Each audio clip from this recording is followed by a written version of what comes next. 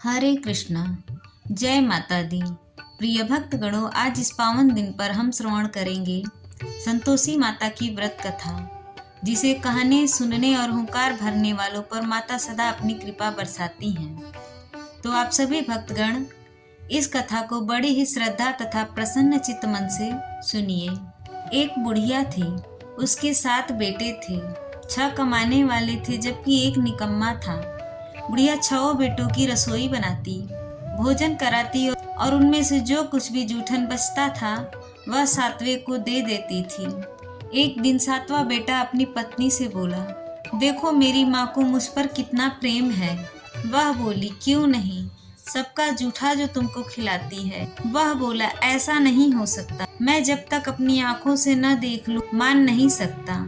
बहू हंस कर बोली, देख लोगे तो मानोगे ना। कुछ दिन बाद त्योहार आया। घर में 7 प्रकार के भोजन और चूरमे के लड्डू बने। वह जांचने के लिए सिर दुखने का बहाना कर पतला वस्त्र सिर पर ओढ़े रसोई घर में सो गया। वह कपड़े में से सब देखता रहा। 6 भाई भोजन करने आए। उसने देखा माँ ने उनके लिए सुंदर आसन बिछाया, नाना प्रकार की रसोई परोसी और आग्रह करके उन्हें जमाया। वह देखता रहा। 6 भोजन करके उठे तब माँ ने उनकी जूठी थालियों में से लड्डुओं के टुकड़े उठाकर एक लड्डू बनाया। जूठन साफ कर बुढ़िया माँ ने उसे पुकारा, बेटा 6 भाई भोजन कर गए, अब तू ही बाकी है, उठ तू कब खाएगा।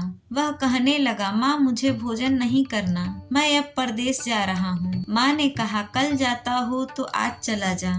वह बोला, हाँ आज ही जा रहा हूँ। यह कहकर वह घर से निकला। चलते समय पत्नी की याद आ गई। वह गौशाला में उपले थाप रही थी। वहाँ जाकर बोला, हम जावे परदेश आवेंगे कुछ काल, तुम रहियो संतोष से धर्म अपनो पाल। वह बोली, जाओ पिया आनंद से हमारो सोच हटाए, राम भरोसे हम रहें ईश्वर तुम्हें सहाय। 2 निशानी आपन देख धरू मैं धीर, सुधी मती हमारी विसारियो रखियो मन गंभीर। वह बोला, मेरे पास तो कुछ नहीं, यह अंगूठी है, सो ले और अपनी कुछ निशानी मुझे दे। वह बोली, मेरे पास क्या है, यह गोबर भरा हाथ है। यह कहकर उसकी पीठ पर गोबर की हाथ की थाप मार दी। वह चल दिया। चलते चलते दूर देश पहुंचा।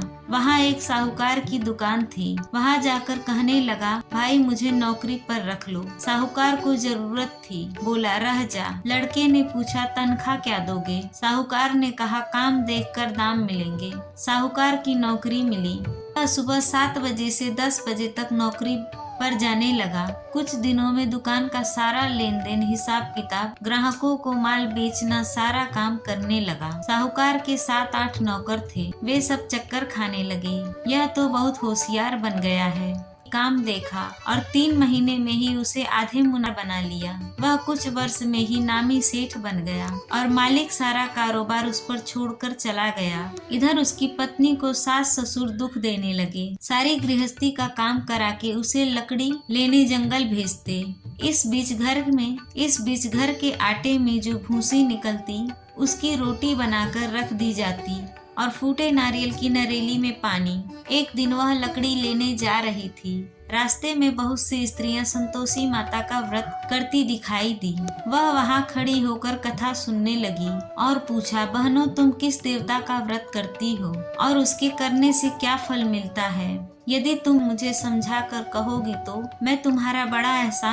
तब उनमें से एक, सुनो यह संतोषी माता का व्रत है, करने से निर्धनता दरिद्रता कामना हो सब संतोषी माता की कृपा से पूरी हो जाती है। से व्रत की विधि पूछी। वह बोली, का गुड़ इच्छा होते का लेना, का भी या सवा सार लाना, बिना परेशानी और श्रद्धा व प्रेम ना भी बन पड़े सवाय लेना। प्रत्येक शुक्रवार को कथा सुनना, क्रम टूटे नहीं, लगातार नियम पालन करना, सुनने वाले कोई न मिले दीपक जला जल के पात्र को सामने रखकर कथा कहना, कार्य सिद्ध न हो नियम का पालन करना और कार्य सिद्ध हो जाने पर व्रत का उद्यापन करना।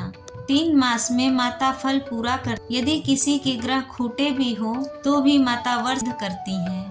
होने पर उद्यापन करना चाहिए नहीं। उद्यापन में अढ़ाई अड़ा खाजा तथा इसी परिमाण से खीर तथा चने का साग करना। 8 लड़कों को जहाँ तक मिले देवर जेठ भाई बंधु के हों, देवर जेठ भाई बंधु के हों।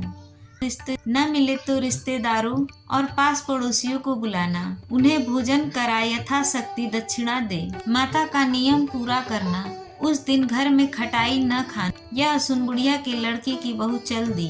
रास्ते में लकड़ी के बोझ को बेच दिया। उन पैसों से गुड़ के व्रत की तैयारी कर, और सामने मंदिर देखकर पूछने लगी, यह मंदिर? सब कहने लगे संतोषी माता का मंदिर है। यह सुनकर माता के मंदिर में जाकर चरणों में लौटने लगी। दीन हो विनती करने लगी, माँ मैं निपट अज्ञानी हूँ, व्रत के कुछ भी नियम नहीं जानती। मैं दुखी हूँ, हे माता जगत जननी, मेरा दुख दूर कर दो। मैं तेरी शरण में आई हूँ। माता को दया आई। एक शुक्रवार बीता कि दूसरे शुक्रवार को उसके पति का पत्र आया और तीसरे शुक्रवार को उसका भेजा हुआ पैसा आ गया। यह देख जेठ जेठानी मुंह सिकोड़ने लगे, लड़के ताने देने लगे। काकी के पास पत्र आने लगे, रुपया आने लगा। अब तो काकी की खातिर बढ़ेगी। बेचारी सरलता से कहती, भैया कागज आवे रुपया आवे, हम सब के लिए अच्छा है। ऐसा कहकर आंखों में आंसू भरकर संतोषी माता के मंदिर में आ मातेश्वरी के चरणों में गिरकर रोने लगी। माँ मैंने तुमसे पैसा कब मांगा है? मुझे पैसे से क्या काम है? मुझे तो अपने सुहाग से काम है। मैं तो अपने स्वामी के दर्शन मांगती हूँ। तब माता ने प्रसन्न होकर कहा, जा बेटी तेरा स्वामी आएगा। यह सुनकर खुशी से बावली होकर घर में जा काम करने लगी। अब संतोषी माँ विचार करने लगी, इस भोली पुत्री को मैंने कह तो दिया कि तेरा पति आएगा, लेकिन कैसे? वह तो इसे स्वप्न में भी याद नहीं करता। उसे याद दिलाने को मुझे ही जाना पड़ेगा। इस तरह माता जी उस बुढ़िया के बेटे के पास जा स्वप्न में प्रकट होकर कहने लगी, साहूकार के बेटे सो रहा है या जागता है? वह कहने लगा, माता सोता भी नहीं जागता भी नहीं, कहो क्या आज्ञा है?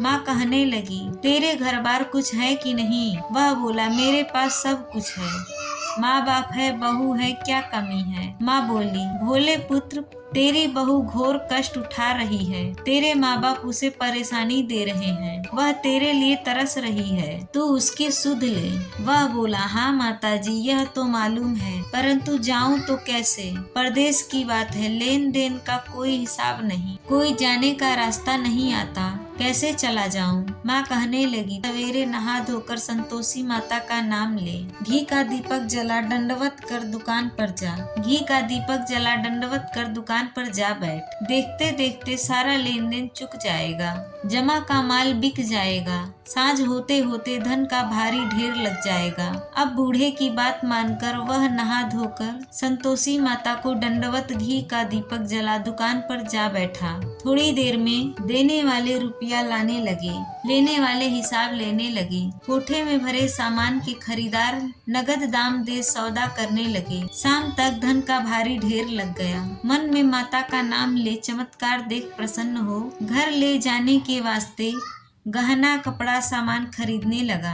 यहाँ काम से निपट तुरंत घर को रवाना हुआ। उधर उसकी पत्नी जंगल में लकड़ी लेने जाती है। लौटते वक्त माता जी के मंदिर में विश्राम करती है। वह तो उसके प्रतिदिन रुकने का जो स्थान ठहरा। धूल उड़ती देख वह माता से पूछती है, हे माता यह धूल कैसे उड़ रही है? माता कहती है, हे पुत्री तेरा पति अब तू ऐसा कर, लकड़ियों के 3 बोझ बना ले, एक नदी के किनारे रख और दूसरा मेरे मंदिर पर व तीसरा अपने सिर पर। तेरे पति को लकड़ियों का गट्ठर देख मोह पैदा होगा, वह यहाँ रुकेगा, नाश्ता पानी खाकर माँ से मिलने जाएगा। तब तू लकड़ियों का बोझ उठा कर जाना और चौक में गट्ठर डालकर जोर से आवाज लगाना, लो सासू जी लकड़ियों का गट्ठर लो, भूसी की रोटी दो, नारियल के खेपड़े में पानी दो, आज मेहमान कौन आया है? माता जी से बहुत अच्छा कहकर वह प्रसन्न मन से लकड़ियों के 3 गट्ठर बनाई, एक नदी के किनारे पर और एक माता जी के मंदिर पर रखा। इतने में मुसाफिर आ पहुंचा। सूखी लकड़ी देखकर उसकी इच्छा उत्पन्न हुई कि हम यहीं पर विश्राम करें और भोजन बनाकर खा पीकर गांव जाएं। इसी तरह रुक कर भोजन बना, विश्राम करके गांव को गया। सबसे प्रेम से मिला। उसी समय सिर पर लकड़ी का गट्ठर लिए वह उतावली सी आती है। लकड़ियों का भारी बोझ आंगन में डालकर जोर से 3 आवाज देती, लो सासू जी लकड़ियों का गट्ठर लो। भूसी की रोटी दो, आज मेहमान कौन आया है। यह सुनकर उसकी सास बाहर आकर अपने दिए हुए कष्टों को भुलाने हेतु कहती है, बहू ऐसा क्यों कहती है, तेरा मालिक ही तो आया है, भात खा, भोजन कर, कपड़े गहने पहन। उसकी आदमी बाहर आता है, अंगूठी देख व्याकुल हो जाता है। माँ से पूछता है, माँ यह कौन है। माँ बोली, बेटा यह तेरी बहू है, जब से तू गया है तब से भटकती फिरती है, घर का काम काज कुछ करती नहीं, चार पहर आकर खाती है। वह बोला, ठीक है माँ, मैंने इसे भी देखा है और तुम्हें भी।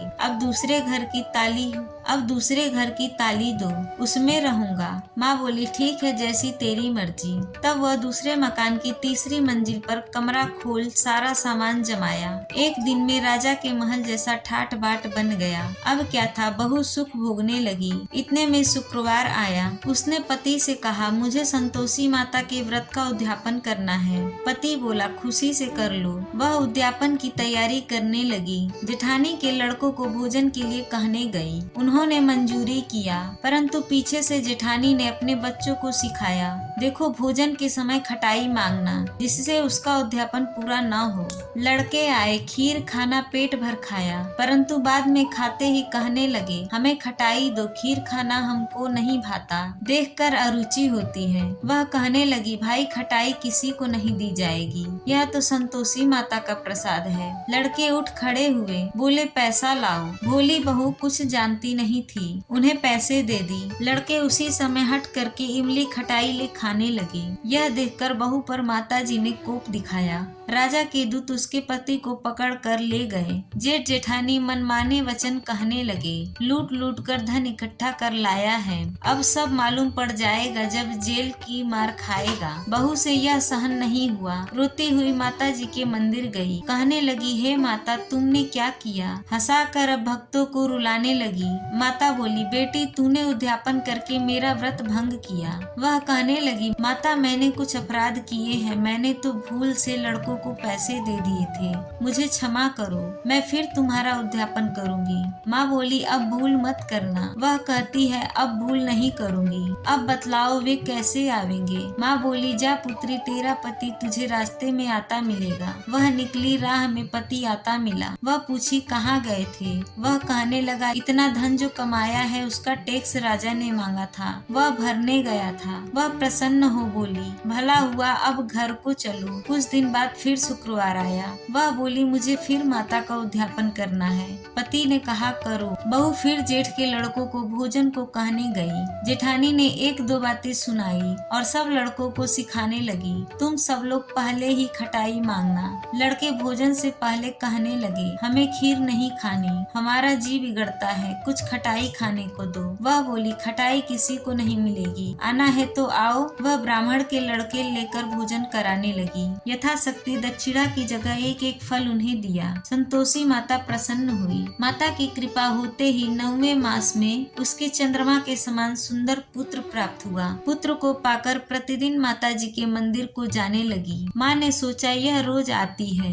आज क्यों न इसके घर चलूं। यह विचार कर माता ने भयानक रूप बनाया। गुड़ चने से सना मुख, ऊपर सूंड के समान होठ, उस पर मक्खियाँ भिन भिन कर रही थी। दहलीज पर पैर रखते ही उसकी सास चिल्लाई, देखो रे, कोई चुड़ैल डाकिन आ रही है, लड़को इसे भगाओ, नहीं तो किसी को खा जाएगी। लड़के भगाने लगे, चिल्लाकर खिड़की बंद करने लगे। बहू रोशनदान में से देख रही थी।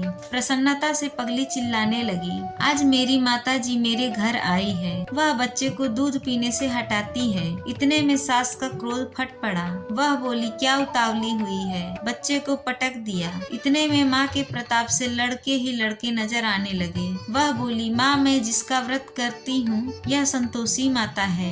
सबने माता जी के चरण पकड़ लिए और विनती कर कहने लगे, हे माता, हम मूर्ख हैं, अज्ञानी हैं, तुम्हारे व्रत की विधि हम नहीं जानते। व्रत भंग करके हमने बड़ा अपराध किया है। जग माता, आप हमारा अपराध क्षमा करो।